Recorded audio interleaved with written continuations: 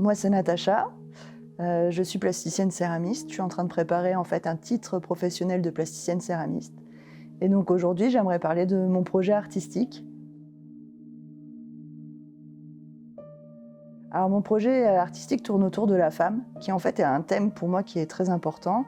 Parce qu'en effet, j'ai été élevée que par des femmes, j'ai été beaucoup soutenue par des femmes. Et donc ce thème fait partie de moi depuis, je vais dire toujours en fait. J'ai d'abord beaucoup dessiné des femmes, beaucoup de visages. J'adore les visages, j'ai passé un temps infini à dessiner des visages. Et en fait, je suis d'abord passée par le dessin, par beaucoup d'images.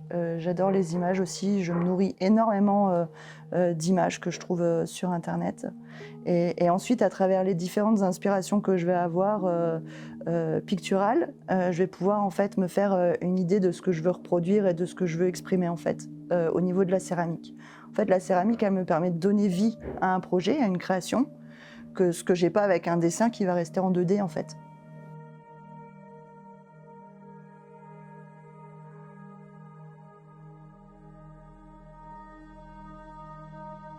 Je compte faire une performance avec l'une de mes sculptures monumentales qui représente une femme en taille réelle qui est assise et qui va en fait prendre feu.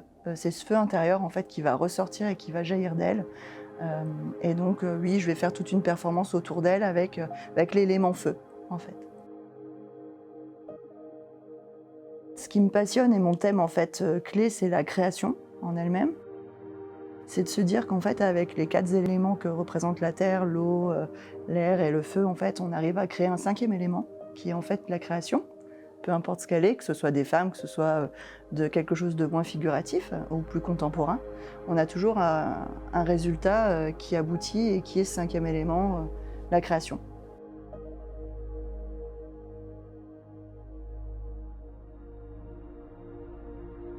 Et ensuite, celle-ci, de sculpture, va représenter l'élévation, va plutôt aller vers la lumière. Elle n'a pas de visage parce qu'en fait, je pense que c'est pas notre visage qui nous caractérise et souvent on associe en fait notre être à ce visage alors qu'en fait tout notre corps et tout notre esprit est en nous-mêmes en fait et au plus profond de nous-mêmes.